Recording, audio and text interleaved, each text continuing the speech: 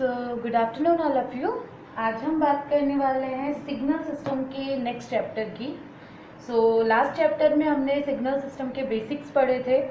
Signal क्या होते हैं, कितने पार्ट्स में डिवाइडेड है, सिस्टम क्या होते हैं, कितने पार्ट्स में डिवाइडेड है, इनकी प्रॉपर्टीज, इनसे रिलेटेड न्यूमेरिकल्स, ये सब चीज़ें हम ऑलरेडी पढ़ चुके हैं। आज हम बात करेंगे नेक्स्ट चैप्टर की, जो कि रिलेटेड है state space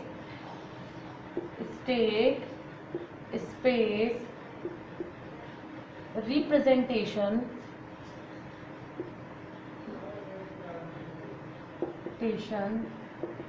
of systems. So basically अगर मैं बात करूं, so what is state space representation of system?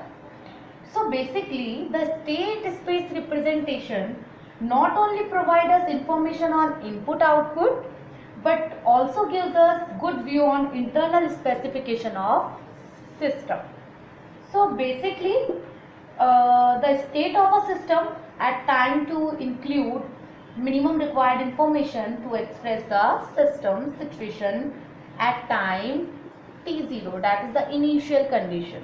So basically the states of a system at time to include in minimum required information is expressed as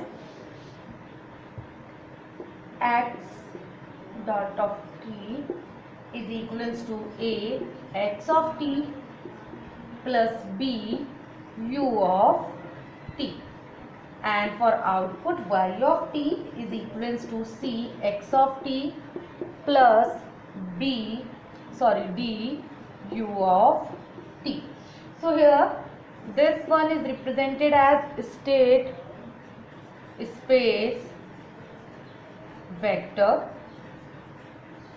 this one is represented as output vector, and this one is represented as state variables,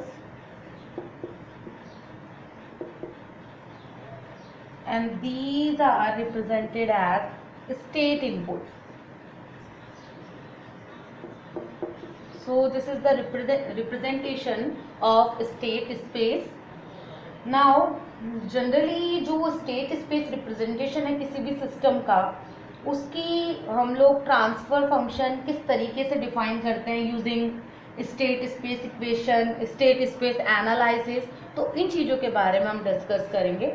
so now the topic is defining the transfer function, defining the transfer function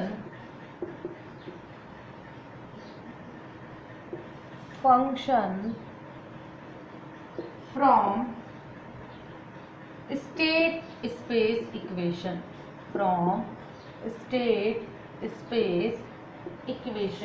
So basically how we define the transfer function from the state space equation. तो देखते हैं. First of all हमें पता है state space representation की जो equations है, that is x dot of t is equals to a x of t plus b u of t. Similar way में जो आउटपुट के लिए है वो है y of t is equals to c x of t plus d u of t. So basically these are the equation of state space representation of system. Now let me take an initial condition and taking the transform of these equation, then it is represented as x of s minus x of 0 is equals to a x of s plus b u of s. This is the transform of this equation. Now we are taking the initial condition, so it is represented as x of s is equals to a x of s plus b u of s. So this is the second equation that we obtained from this. Now similar for y of t. So for y of t it transform as y of s is equivalent to C x of s plus D u of s, and this is represented as equation number 3. अब बात आती है आगे कि ठीक है, हमने equation 1 लिया जो इनिशियल कंडीशन के बेस पर जो स्टेट स्पेस रिप्रेजेंटेशन था, जनरली उन इक्वेशंस का हमने ट्रांसफॉर्म लिया है. ट्रांसफॉर्म लेने के बाद हमारे पास ये आया है. नाउ हमें क्या करना है, इक्वेशन सेकंड की हेल्प से आगे देखना है. तो इक्वेशन सेकंड की हेल्प से देखते हैं. So by the help of equation second, equation second की हेल्प से हम, आप देख रहे हो ये एक्स ऑफ एस का टर्म है, ये एक्स ऑफ एस का टर्म है. तो बेसिकली हमारे पास होगा S X of S minus A x of S is equals to B you of S. So similar way में अगर मैं इसको लिखूं तो हमारे पास ये रिप्रेजेंट हो सकता है s I minus A x of S is equals to B you of s. Basically आप लोग सोचोगे ये आई क्या है. सो ये जो आई है वो जनरली आइडेंटिटी फैक्टर को शो करता है. सो हम इस इक्वेशन को इस वे में लिख सकते हैं because it is represented as identity factor. So now this equation is rewritten as this. Now from this equation we calculate the x of s. So by the help of this equation, x of s is equivalent to b u of s by si minus a. So si minus a, जब अगर मैं इसको लिखना चाहूँ तो ये इस form में भी लिख सकती हूँ. So x of s is equivalent to b u of s si minus a inverse. So this is the equation number 4. जैसे ही हमारे पास ये इक्वेशन आया, इक्वेशन 4 में जो ये वैल्यू आई है इसको हमें इक्वेशन 3 में पुट करना है. सो हमारे पास पहले तो इक्वेशन 3 क्या थी. इक्वेशन 3 आपको पता ही, आपके पास क्या थी, वो ये थी y of s is equal to c x of s plus d you of s. तो यहाँ पर हमें x ऑफ s पुट करना है. So y of s is equivalent to cs si minus a inverse plus d u of s. So ये हमारे पास हमने यहाँ पर पुट कर दिया. पुट करने के बाद अगर हम इसको सॉल्व करते हैं तो यहाँ से भी u of s कॉमन आ सकता है. तो यहाँ से u of s को कॉमन लेंगे तो हमारे पास जो फैक्टर बचेगा वो बचेगा c si minus a inverse b plus d. So this is the factor of y of s. Now u of s को अगर हम बटे में ले आए तो हमारे पास जो इक्वेशन फॉर्म होकर आएगी वो आएगी y of s बटे u of s is equal to c si minus a inverse b plus d. So y of s by u of s is equal to c si minus a inverse b plus d. So this is the transfer function of state space equation. Now यहाँ पर मैं पहले भी बता चुकी हूँ कि आई क्या है, एक आइडेंटिटी फैक्टर है, आइडेंटिटी मैट्रिक्स का फॉर्म है. सो बेसिकली हमारे पास जो आई है वो एक यहाँ पर ये जो आई है ये एक आइडेंटिटी मैट्रिक्स की तरह वर्क करेगा. और आइडेंटिटी मैट्रिक्स क्या होती है ये आप 4th सेम में आप सबको पता है. तो क्वेश्चन जब करेंगे तो मैं एक बार और डिफाइन कर दूंगी. यहाँ पे आपको पता है ये y of s upon u of s है. इसको आप h ऑफ s भी रिप्रेजेंट कर सकते हो. सिमिलर वे में ये si माइनस a इनवर्स दिया हुआ है. तो आप सबको पता है इनवर्स किस तरीके से सॉल्व होता है. सो अगर मैं इसका इनवर्स निकालूंगी तो adjoint of si minus a upon में determinant of si minus a. तो इसके थ्रू हम इसका इनवर्स फाइंड आउट कर सकते हैं. So basically this is the transfer function of state space equation. बहुत ईजी है, कोई टफ नहीं है.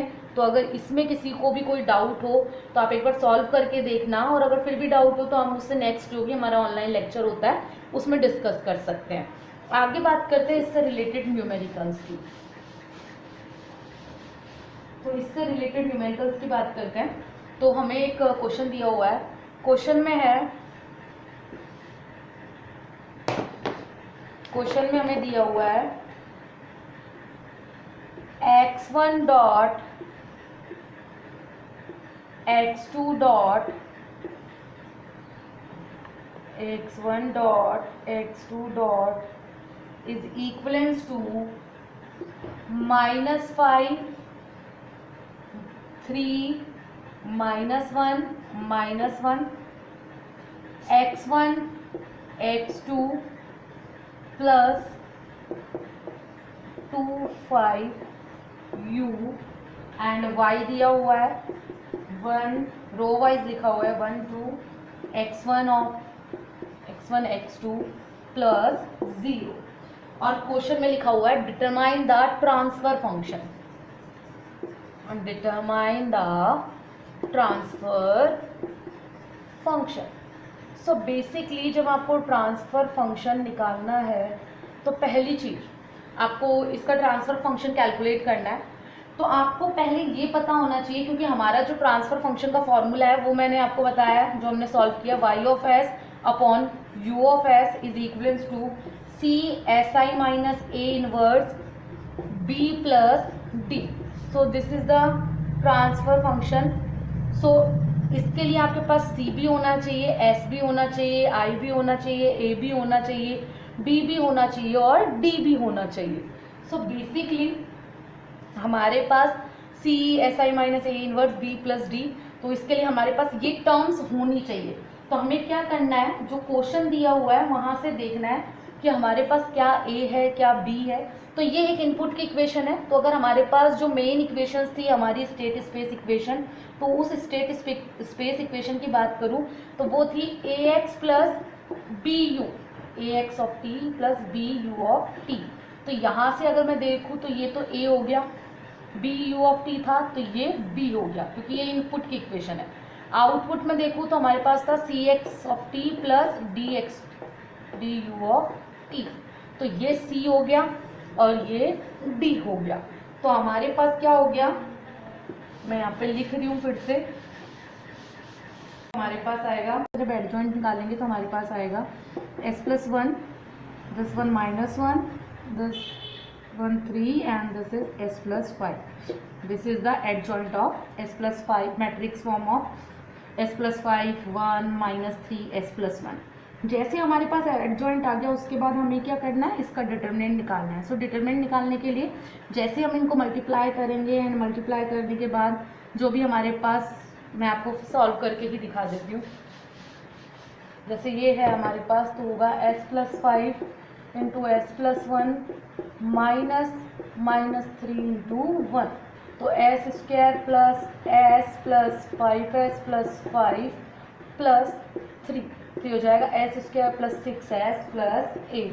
तो ये हमारे पास आ जाएगा डिटर्मिनेंट। जैसे डिटर्मिनेंट आया तो इन्वर्स के लिए हमारे पास एडजॉइंट भी है, डिटर्मिनेंट भी है, तो हम इन वैल्यूज़ को रखेंगे और वो हमारे पास होगा हमारा इन्वर्स। तो ये हो गया s plus 5 minus 3 1 s plus 1 inverse is equivalence to s plus 1, this one is 3 minus 1 s plus 5 upon में s square plus 6s plus 8। So this is the inverse. Now हमारे पास जो भी ट्रांसफर फंक्शन था y of s upon u of s is equivalence to, तो उसको वहाँ put करेंगे तो c s I minus A inverse b plus D, तो पहले c का पुट करेंगे, ये तो ये मैट्रिक्स फॉर्मेट c वाला।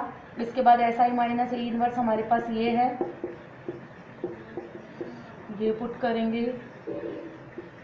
उसके बाद हमारे पास b, तो b का फॉर्मेट पुट कर दिया एंड d की वैल्यू हमारे पास 0। जैसे ही हमने ये पुट किया, पुट करने के बाद इसको सॉल्व करेंगे। सॉल्व करने के बाद में हमारे पास जो वैल्यू आएगी वो मैं आपको बता देती हूँ। तो डायरेक्टली इनको सॉल्व करना है, बेसिक सी बात है, आपको मल्टीप्लाई करना पड़ेगा मैट्रिक्स का। जैसे ही आप मल्टीप्लिकेशन करेंगे उसके बाद हमारे पास फाइनल सॉल्यूशन आएगा। तो मल्टीप्लिकेशन के बाद जो फाइनल सॉल्यूशन ऑब्टेन होकर आएगा वो हमारे पास है आफ्टर सॉल्विंग। बेसिकली मल्टीप्लाई सबको आता है, दोनों मैट्रिक्स का मल्टीप्लाई करना है, फिर जो ऑब्टेन्ड होगा उसको इससे मल्टीप्लाई करना है एंड देन डिवाइड कर देना है s square plus 6s plus 8 से। सो बेसिकली हमारे पास जैसे ही मल्टीप्लिकेशन के बाद आएगा, तो मैं, या फिर आप एक बार देख ही लीजिए मल्टीप्लिकेशन, अगर किसी को मैट्रिक्स नहीं आती है तो वो देख सकता है। तो यहाँ पर देखिए s+1 -1 3 s+5, इसको सी मैट्रिक्स के साथ मल्टीप्लाई करेंगे, sorry CSI-A inverse B matrix के साथ इसको मल्टीप्लाई करेंगे। तो बी मैट्रिक्स के साथ जब मल्टीप्लाई करेंगे तो ये हमारे पास आएगा, ये तो हो गया 1 2/s² + 6s + 8, और इसको मल्टीप्लाई करेंगे तो हमारे पास क्या आएगा 2s + general 2s + 2 and this is -5, तो 2s + 2 -5, और ये वाला फैक्टर होगा 6 + 5s + 25। सो बेसिकली हमारे पास ये हो गया 2s - 3 हो जाएगा, और ये हमारे पास हो जाएगा 5s + 31। तो यहाँ पर पुट करते हैं, तो ये 1 2/s² + 6s + 8, और ये हो जाएगा 2s - 3 और ये 5s + 31। जैसे ही आएगा हमारे पास, उसके बाद हमें क्या करना है, उसके बाद इस मैट्रिक्स को इस मैट्रिक्स से मल्टीप्लाई करना है। जैसे ही हम इस मैट्रिक्स को इससे मल्टीप्लाई करेंगे तो हमारे पास सॉल्व होकर आएगा 2s - 3 + 10s + 64/s² + 6s + 8। तो आगे आपको दिख ही रहा है। सो जनरली हमारे पास क्या है, ये 2s है, ये 10s है, डैट इज 12s, 64 में से तो ये प्लस के 61 में s² + 6s + 8। So this is the transfer function of state space representation. So basically आपको स्टेट स्पेस रिप्रेजेंटेशन निकालते टाइम सिर्फ और सिर्फ आपकी ये इक्वेशन आपको आनी चाहिए, क्योंकि सॉल्यूशन तो आप कर दोगे, सिर्फ आपको इक्वेशन आनी चाहिए, that is ys/u(s) is equals to CSI-A inverse b + d। So this is the transfer function equation of state space representation. So basically इस फॉर्मूले को सॉल्व करते हुए, इस फॉर्मूले की हेल्प से हम ट्रांसफ़र फंक्शन कैलकुलेट कर सकते हैं। बहुत इजी है। इफ़ अगर इसमें किसी को दिक्कत हो तो आप मुझसे पूछ सकते हैं। आप लोग 4th सेम में हैं तो ऑब्वियस सी बात है मैट्रिक्स वगैरह सॉल्व करना आपको आता ही होगा। फिर भी अगर किसी को कोई डाउट हो मैट्रिक्स में या किसी भी चीज़ में तो आप मुझसे ऑनलाइन लेक्चर के टाइम पूछ सकते हैं। Thank you.